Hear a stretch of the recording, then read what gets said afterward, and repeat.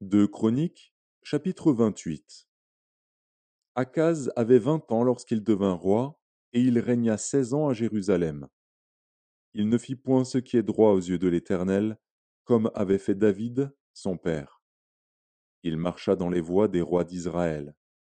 Et même il fit des images en fonte pour les Baals, il brûla des parfums dans la vallée des fils de Hinnom, et il fit passer ses fils par le feu, suivant les abominations des nations que l'Éternel avait chassées devant les enfants d'Israël. Il offrait des sacrifices et des parfums sur les hauts lieux, sur les collines et sous tout arbre vert. L'Éternel, son Dieu, le livra entre les mains du roi de Syrie.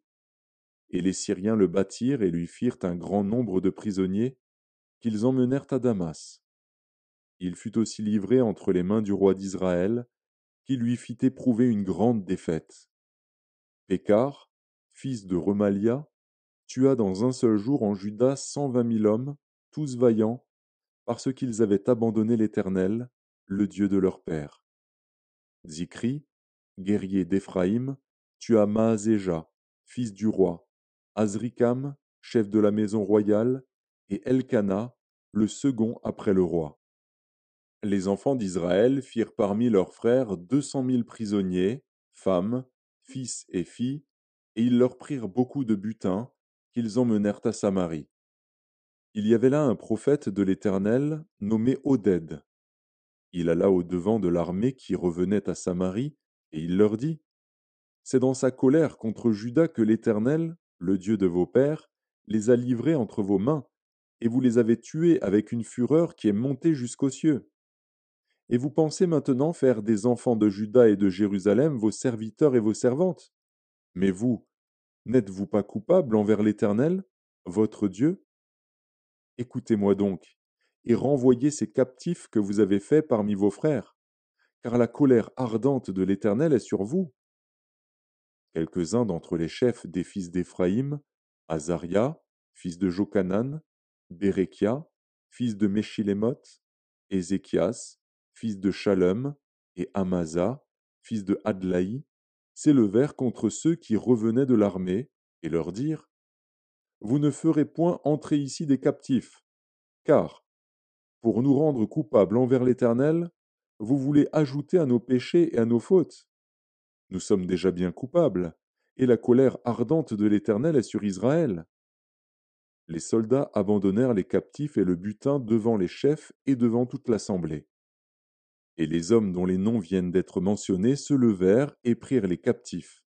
Ils employèrent le butin à vêtir tous ceux qui étaient nus, ils leur donnèrent des habits et des chaussures, ils les firent manger et boire, ils les oignirent, ils conduisirent sur des ânes tous ceux qui étaient fatigués, et ils les menèrent à Jéricho, la ville des palmiers, auprès de leurs frères.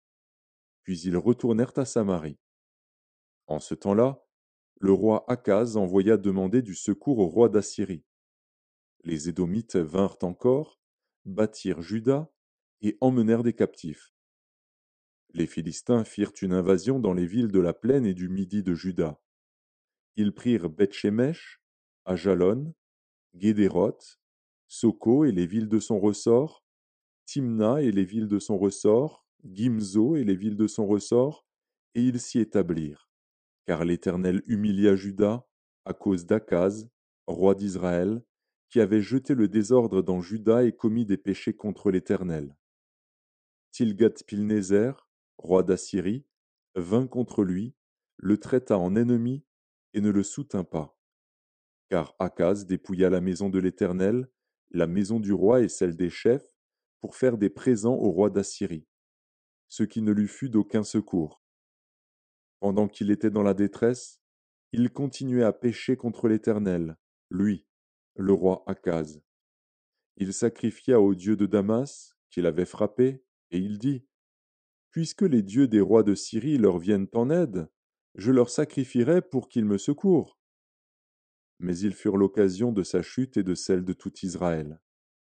Akaz rassembla les ustensiles de la maison de Dieu, et il mit en pièces les ustensiles de la maison de Dieu. Il ferma les portes de la maison de l'Éternel, il se fit des autels à tous les coins de Jérusalem, et il établit des hauts lieux dans chacune des villes de Juda pour offrir des parfums à d'autres dieux. Il irrita ainsi l'Éternel, le Dieu de ses pères. Le reste de ses actions et toutes ses voies, les premières et les dernières, cela est écrit dans le livre des rois de Juda et d'Israël. Akaz se coucha avec ses pères, et on l'enterra dans la ville de Jérusalem, car on ne le mit point dans les sépulcres des rois d'Israël. Et Ézéchias, son fils, régna à sa place.